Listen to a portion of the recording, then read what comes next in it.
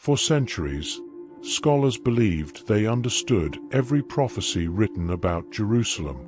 But just days ago, something happened in the Holy City. Something so unexpected, so precise, and so eerily connected to an ancient prediction that historians are now questioning everything they thought they knew. This is the prophecy they hid, and why what just happened in Jerusalem is sending shockwaves through the academic world. The hidden prophecy. What was supposed to stay buried. Most people hear the word prophecy and imagine thunderous skies, cloaked figures, or dusty scrolls whispering doom. But the text scholars now call the veiled accord is stranger than that. Stranger, and far more unsettling. It's not world-ending fire or angels with blazing swords. It's something far more human, far more intimate. And perhaps that's exactly why some ancient authorities preferred to let it vanish beneath 1,000 years of silence. The veiled accord first surfaced in a neglected chamber of a collapsed desert monastery, its pages fused to the sandstone floor by centuries of heat. Carbon analysis suggests it was written sometime between 240 and 310 CE, during a period when rival philosophical schools battled for followers in the chaotic borderlands between empires. There was no single church then, no unified doctrine, just voices competing for truth. And yet, this small manuscript dared to whisper something forbidden. It speaks in unervingly direct prose, almost conversational, as if the writer were leaning over your shoulder while you read.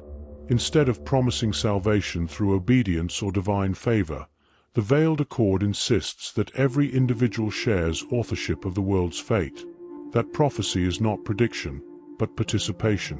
It states, in one of its most jarring lines, "What you fear shall rule you. What you name shall follow you. What you choose shall create the road beneath your feet." Imagine that. An ancient prophetic text claiming that power does not descend from the heavens, but ascends from ordinary people. No hierarchy, no chosen caste, no single path blessed above another. For religious authorities of the time, this idea was dynamite, not because it denied the divine, oddly enough, but because it redistributed it. If individuals could shape destiny, then priests could no longer guard it. If prophecy was collective, then institutions couldn't monopolize it. If cosmic authority was shared, well, what was the point of a gatekeeper? So they didn't burn it, not openly. That would draw attention. Instead, they did something quieter, more strategic, and far more effective. They simply stopped copying it. No copies means no survival. No survival means no debate. No debate means no threat. For centuries, the veiled accord remained in cultural limbo, mentioned only in whispers by wandering philosophers, half believed, half feared. Even its name is a modern invention. Its original title page was lost to time. Yet read it now, and the text feels strangely alive, as if waiting for someone, maybe even you. Its final invocation doesn't predict anything. It asks something. When the world next falters, will you listen for the voice beyond fear? A question, not an answer. A choice, not a decree. It makes you wonder, what else still lies buried, not by accident, but by design? What other words were considered too empowering, too disruptive, or too honest for the world that inherited them? And most unsettling of all, what if a prophecy only lives when someone finally decides to believe in it?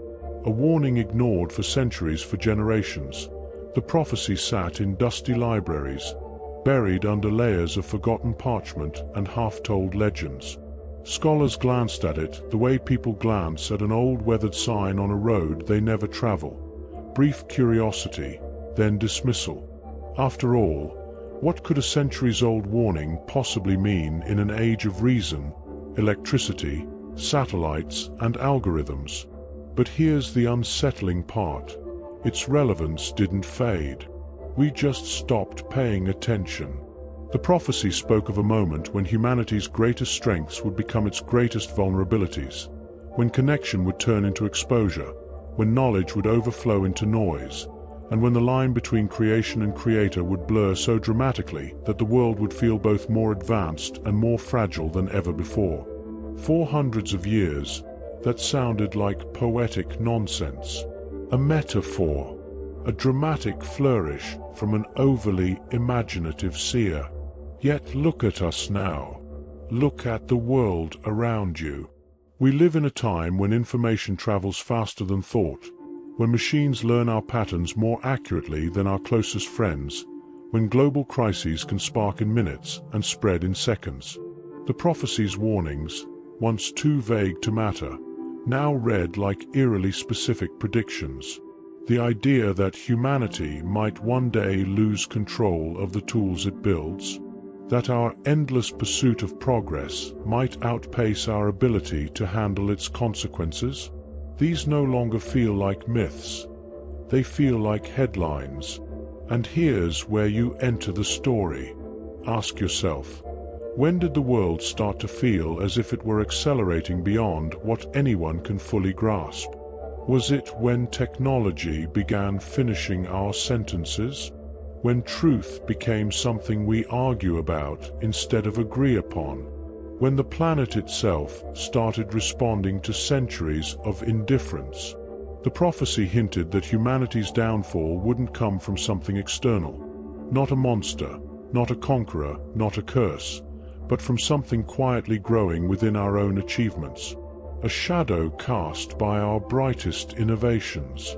And for the longest time, that wasn't just unlikely, it was unimaginable. Until now. Now, the ancient warning doesn't feel like a relic. It feels like a mirror. It asks us to confront the uncomfortable possibility that history doesn't repeat itself because we forget it, but because we ignore the signs. So the real question isn't whether the prophecy has finally become relevant. The real question is whether we're brave enough to take it seriously before it's too late. Tell me, do you think we are? The event in Jerusalem that triggered the alarm, a shocking new discovery that historians can't stop talking about. Something extraordinary has just emerged from beneath the ancient stones of Jerusalem. Something so unexpected, so deeply unsettling, that the historical community is buzzing with theories, debates, and in some cases, genuine fear. It began with what was supposed to be a routine structural survey near the Western Wall, a survey meant only to assess stability, nothing more. But as workers drilled deeper, a hollow space revealed itself, followed by a faint metallic resonance. Not the sound one expects from bedrock. What they uncovered was a sealed chamber, untouched for nearly 2,000 years. And inside that chamber was the artifact that triggered the global alarm. Not a scroll, not a relic, not a weapon, but a device.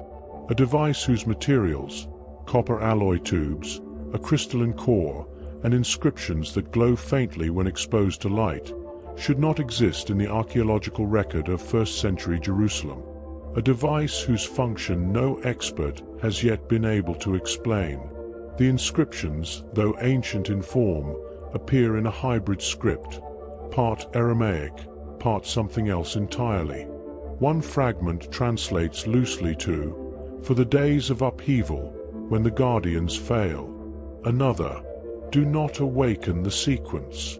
And whether that line is meant to warn us, or warn someone else, is now a matter of fierce debate. The chamber also contained scorch marks, though there was no fuel source, and faint lines etched into the stone that seemed to form a map. But to what, no one can agree. Some claim it outlines an older city beneath the one we know. Others argue it depicts constellations no longer visible in Earth's current sky. And here's where it gets even stranger. When the object was moved, carefully, cautiously, every seismic sensor within half a mile recorded a pulse. A single, sharp vibration, almost like a heartbeat. Some dismiss it as coincidence, others, not so much. Historians, archaeologists, physicists, linguists, everyone is scrambling to understand. How did this object get there? Who built it? Why was it sealed away? And, perhaps most urgently, why does every translated fragment read like a warning? You can almost feel the tension building, as if the city itself is holding its breath. So now the question is yours to wrestle with. If this device truly belonged to a forgotten sect, a hidden order, or a civilization more advanced than we believed possible, what does that mean for everything we thought we knew? And if the warning is real, what exactly have we awakened? The unbelievable accuracy of the ancient prediction for centuries, scholars dismissed the Chronicles of Eremthal as nothing more than a dust-coated relic, an obscure manuscript written in a forgotten dialect, tucked away in the backrooms of old libraries. Yet this same manuscript contains a passage so eerily accurate to a modern event that even skeptics were left breathless. That passage, translated from the crumbling parchment, reads, "When iron birds carve the sky in silver trails, and the world gathers around glowing windows to watch a single moment, the turning of the age will begin with a roar that was once a whisper." At first glance, it sounds like classic mystical poetry, symbolic, vague, dramatic. But then the modern event happened. A rocket launch, globally live-streamed, its contrails slicing across the sky. Millions watching from phones, tablets, massive screens. A thunderous ignition born from decades of whispered experiments. Suddenly, a 1,200-year-old line of cryptic text didn't feel so cryptic anymore. What makes this prophecy so hair-raising isn't just the thematic resemblance. It's the details. Details no one at the time could have possibly imagined. Iron birds, a stunning metaphor for aerospace craft. Silver trails, the unmistakable image of rocket exhaust carving a bright white streak overhead. Glowing windows, screens, glowing rectangles through which the world now shares its greatest events. A roar that was once a whisper, a technology that began in obscurity, tested quietly, now reshaping global ambition. The strange power of interpretation. Readers throughout history have applied their own meaning to ancient predictions. Some see poetic coincidence, others see deliberate foresight. But what makes this particular prophecy unsettling is how effortlessly it maps onto the present, like a lock clicking open under the exact right key. Let's be honest, you can feel it, right? That tiny spark of weight. How could they have known? Of course, the rational mind tries to step in. Prophecies are vague. Patterns are easy to find. History is full of coincidences. All true. And yet, here we are, looking at a millennium-old line of text that seems to describe a modern moment with uncanny clarity. The big question, and it's for you, so now let's make this interactive. What do you think? Was it pure coincidence, the kind that sends a shiver down your spine but ultimately has no deeper meaning? Ancient intuition, a poetic attempt to capture a future they could only sense but not understand? Or something else entirely? Something stranger, something that pushes the boundary between myth and reality? After all, predictions only become powerful when you read them, interpret them, and maybe, just maybe, see your own world reflected back at you. If you want, I can help you. Analyze more lines of the prophecy, build a narrative or story around it, turn it into a short story, article, or academic-style breakdown, or even invent additional, ancient, passages with specific modern parallels. Just tell me where you want to take this next. Archaeologists who tried to suppress the findings imagine this. A remote dig site, a team of researchers covered in dust and adrenaline, and, right beneath their boots, a discovery capable of rewriting centuries of accepted history. For a moment, Everyone is electrified. And then, silence. Not because the team was sworn to secrecy, but because certain experts stepped forward with a very clear message. This never happened. Why would experts try to minimize a discovery? Academic fields often appear calm and methodical from the outside, but behind conference rooms and journal paywalls are intense rivalries, fragile reputations, and anxiously guarded theories. When a discovery threatens to overturn established narratives, some experts may react with skepticism, not because the evidence is weak, but because their careers are tightly woven into the old story. Think of the gatekeepers, seasoned archaeologists who have spent decades building their legacy on a particular timeline, culture sequence, or migration theory. The new evidence doesn't simply challenge the textbook. It risks unraveling the central pillars of their life's work. So what happens? A pattern as old as science itself. Immediate dismissal. Contamination. Coincidence. Misinterpretation. Anything to prevent the findings from gaining early momentum. Minimization. A subtle press release, a quiet statement at a symposium, a smirk behind the microphone. Strategic moves that can sink groundbreaking claims before they have a chance to surface. Delay tactics. Requests for endless testing, lost paperwork, calls for reviews that stretch into years. Power, prestige, and the fear of being wrong to the public. Archaeology looks like a noble pursuit, adventurers searching for truth. But among the experts, truth can be uncomfortable. It can shift funding. It can topple authority. It can replace a once celebrated scholar with a new rising star overnight. Some dismiss discoveries because acknowledging them would force a rewriting of entire theoretical frameworks. Others fear ridicule for having missed something so monumental. And a few simply don't like having their worldview challenged by a younger, bolder, or more unconventional team. In other words, suppression, intentional or subtle, is often less about the artifact and more about the ego orbiting around it.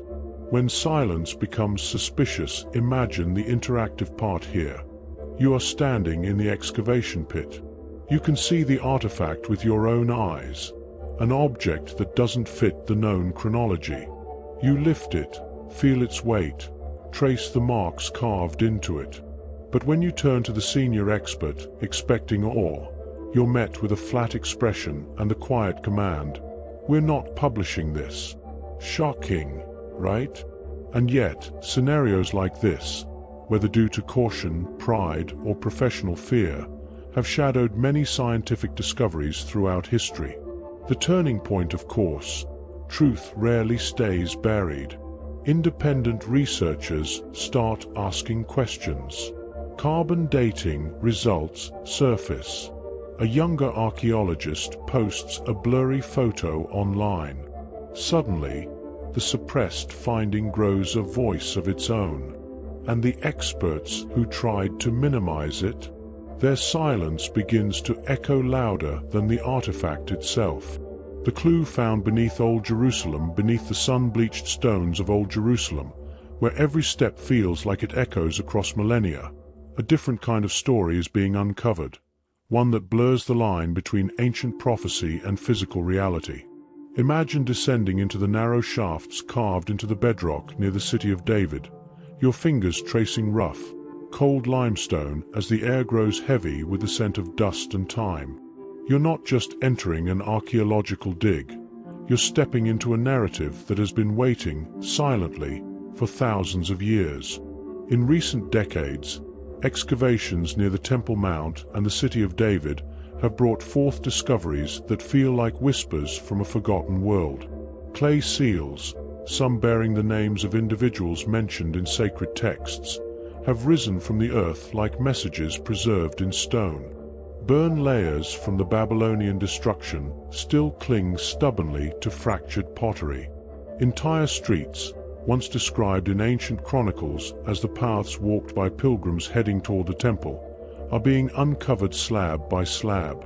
And here's where curiosity begins to tingle. Many artifacts don't simply support known history. They seem to echo the imagery and urgency of ancient prophecies. Consider the bully, the clay impressions used to seal documents. When archaeologists uncovered a seal linked to a royal official mentioned in prophetic writings, it felt as if a shadow from scripture had stepped into the glare of modern-day discovery. These objects, humble in size but monumental in implication, act like anchors tying prophecy's lofty language to the tangible grit of earth. Then there's the Javoti parking lot excavation, which continues to unveil layers of Jerusalem's past like chapters of an unfinished book. Walls of once grand structures, charred beams, and shards of imported luxury goods suggest that the city was not only religiously significant, but also politically strategic. Exactly the kind of setting where prophecy, politics, and power would collide. You may find yourself asking, are these discoveries proof of prophecy, or simply proof of history? And that's exactly where the story becomes interactive, because the answer depends on how you choose to read the ruins. Picture holding a weathered piece of pottery, its edges chipped, its glaze long gone. It's ordinary, almost disappointingly so. Yet it survived empires, wars, pilgrimages, prayers, and silence. It witnessed whatever truth lies behind the ancient writings. That realization forces you to lean in closer, to search the ground for another hint, another shard, another line of the story. The deeper archaeologists dig beneath Jerusalem, the more the city seems determined to speak. Whether it's confirming historical events long debated, illuminating the lives of people once known only through sacred text, or simply reminding us that prophecy and history often grow from the same soil, the discoveries keep coming, layer after layer, clue after clue. And now the question turns to you. If a prophecy is found carved in the past, and fragments of its world rise again in your hands, does the prophecy feel closer? Or does it remain a mystery just beyond reach, forever inviting you to uncover the next clue buried beneath Old Jerusalem? Historians who changed their minds overnight, how modern scholars are publicly rewriting their own narratives for centuries. Historians have been seen as guardians of certainty, keepers of dusty truths in temperature-controlled archives. But today, something remarkable is happening. Some of the world's most respected scholars are openly, sometimes dramatically, overturning their own long-held beliefs. And not after decades of slow reconsideration. Not after cautious, incremental adjustments. But almost overnight. In an age of digitized archives, AI-enhanced text analysis, and newly accessible global scholarship, the past is becoming a moving target, and historians are being forced to confront their own blind spots in real time. I went to bed convinced. I woke up embarrassed. One historian, let's call her Dr. Miriam Hale, a leading voice in medieval trade studies, described her moment of intellectual whiplash during a recent symposium. At 2 a.m. I was revising a lecture on medieval port taxation. By 8 a.m., after a colleague sent me a single newly transcribed document, I realized my entire model was wrong. 20 years of assumptions. Gone. It felt like a trapdoor opened under my research. Her students, shocked. Her colleagues, thrilled. Her reaction, absolute exhilaration. Hale later joked in an interview that academia should offer emotional airbags for intellectual collisions. The rise of the public reversal. Traditionally, historians revise their views quietly, through footnotes and updated editions. Now, they are live streaming their crises of interpretation. Take cultural historian Mark Ellison, whose viral reaction video, filmed seconds after reading a newly surfaced private letter from a 19th century abolitionist, has been viewed 2 million times. I've been citing this man for 15 years. 15. And this one letter flips my entire moral reading of his work. I feel like I just caught a historical figure lying to my face." He then stared at the camera in silence for a full 7 seconds. The internet loved it. The discussion forums exploded. When data science becomes the plot twist, digital tools aren't just helping historians confirm old conclusions, they're dismantling them. One research team training an algorithm to analyze colonial administrative records reported this startling moment. "We watched the model highlight a cluster of activities we'd always dismissed as noise. It wasn't noise. It was a pattern, one that rewired our understanding of local resistance." The room went absolutely silent. Their published paper starts with a rare academic confession. "We were wrong, and we didn't see it coming." The emotional side of changing your mind. We often talk about knowledge as if it is clean, clinical, sterile. But when scholars devote their lives to a narrative, changing their mind can feel like losing a limb or gaining a new one. Some describe the shift as terror. Others call it liberation. One anonymous historian summed it up perfectly.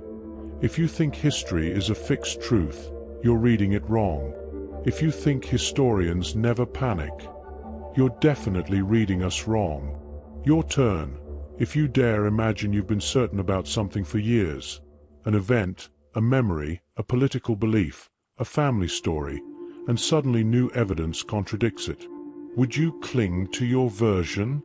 Or would you, like these historians, embrace the vertigo of truth shifting under your feet? Think about it, and feel the ground tremble just a little. Why this prophecy matters. Right now we live in a world bracing for impact. Global powers maneuver like pieces on a grand, volatile chessboard. Religious movements clash over doctrine and destiny, and ordinary people scroll through headlines that feel more apocalyptic by the minute. In this landscape, the sudden resurfacing of an ancient prophecy doesn't land as harmless myth or poetic curiosity. It detonates. It takes on political weight. It becomes a cultural accelerant. It shapes debates in ways most people don't even realize. If this prophecy is genuine, or even believed to be genuine, it can shift alliances, challenge moral foundations, and send shockwaves through geopolitics. And that is exactly why it matters now. 1. Geopolitical tensions. When scripture becomes strategy, modern leaders may not admit it openly, but history shows that prophecies have always had the power to influence political decisions. Today, nations with deep religious roots struggle, sometimes violently, to define their identity and legitimacy. A prophecy that hints at upheaval, divine punishment, or the rise of a new world order can rekindle old rivalries or justify aggressive policies. Imagine a country interpreting the prophecy as a sign that a rival nation must fall, a sacred territory must be reclaimed, a global conflict is inevitable and even divinely sanctioned. These interpretations can become fuel. Suddenly, diplomatic conversations feel like preludes to something far bigger and far more dangerous. Think about it. If a single text can unify millions behind a cause, how long before someone uses it as a political weapon? 2. Religious debates. A new script for old conflicts. Prophecies never arrive quietly. They divide believers, challenge scholars, and destabilize institutions that claim spiritual authority. Some will declare it a warning, others a promise, others still a deception. And then the questions begin. Who has the right interpretation? What doctrines are threatened by this revelation? Does this undermine centuries of theology or validate it? Even within the same religion, entire factions can form overnight. In a world already polarized, a prophecy acts like gasoline on theological fault lines. The faithful may cling to it. Skeptics may attack it. Extremists may weaponize it. And the result? a spiritual battlefield disguised as an academic debate. 3. Modern predictions. When the future suddenly feels scripted, we're living through an era obsessed with predictions. AI forecasts, climate models, economic projections. But a prophecy hits differently. It doesn't claim statistical probability. It claims divine certainty. And that shakes people.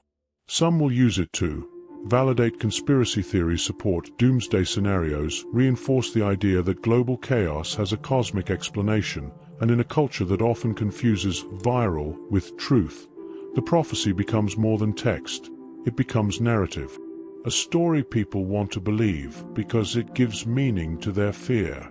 Suddenly, AI predictions, political forecasts, and religious visions begin to overlap. The ancient and the modern merge, and the future starts to feel like a script that's already been written. Before we continue, ask yourself, do you believe prophecies can influence real-world decisions, even if they aren't true? If your instinct says yes, then you already understand why this revelation matters. Because the real power of a prophecy is not in whether it's accurate, but in how many people act as if it is. The part of the prophecy no one wants to talk about. Most prophecies are delivered like comforting riddles, symbols to decode, warnings to admire, and promises to cling to.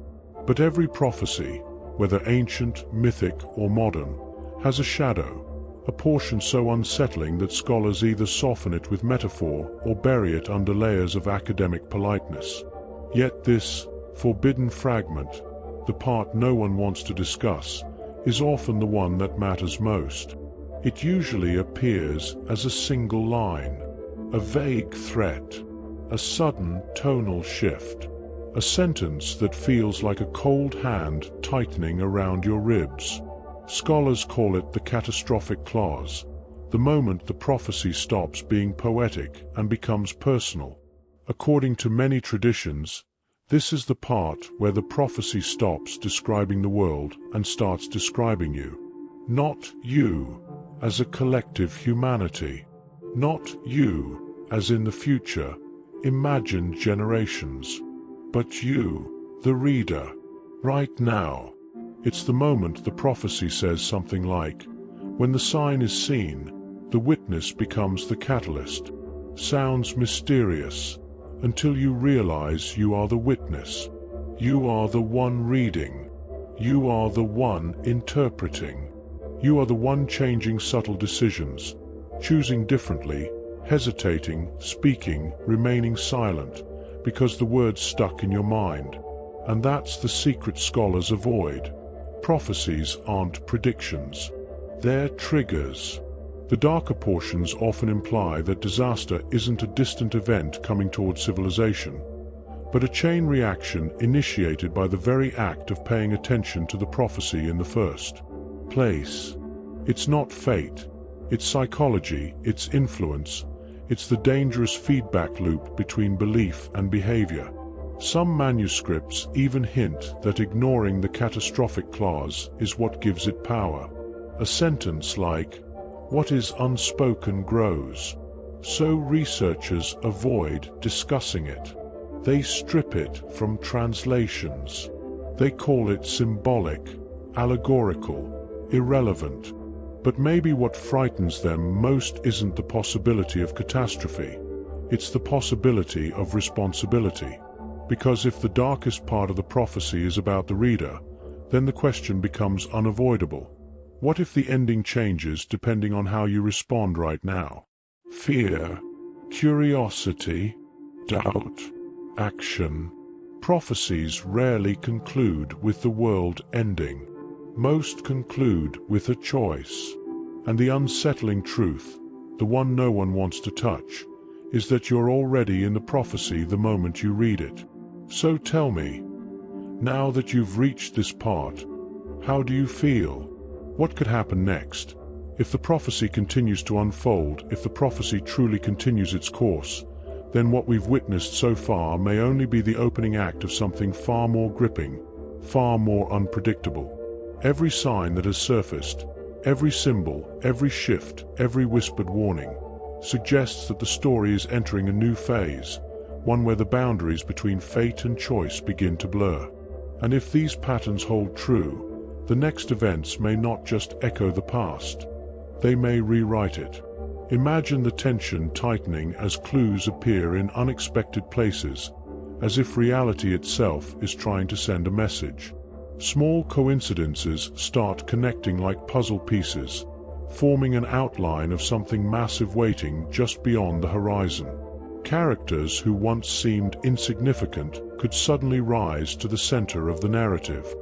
Hidden allies might reveal themselves, long-dormant forces could awaken, and the antagonist, whether human, cosmic, or entirely unknown, may be preparing its next move in plain sight. But here's the unsettling part. The prophecy doesn't reveal how these events unfold, only that they will. That means every decision, every twist, every betrayal from this moment on carries explosive potential. Will the chosen figure rise or fall? Will the world adapt or fracture? Will destiny play out as foretold, or be shattered by an unexpected turn? And now comes the question you can almost feel forming in the air. What if the most shocking part of the prophecy hasn't even been revealed yet? As new signs start emerging and the storyline inches closer to its next seismic shift, the tension doesn't just build, it demands attention. Something big is coming. Something that could change everything. Are you ready to see what happens next? Because the next revelation might be the one that throws the entire prophecy, and everything you thought you knew, into chaos. Stay alert. Stay curious. The next sign could appear at any moment.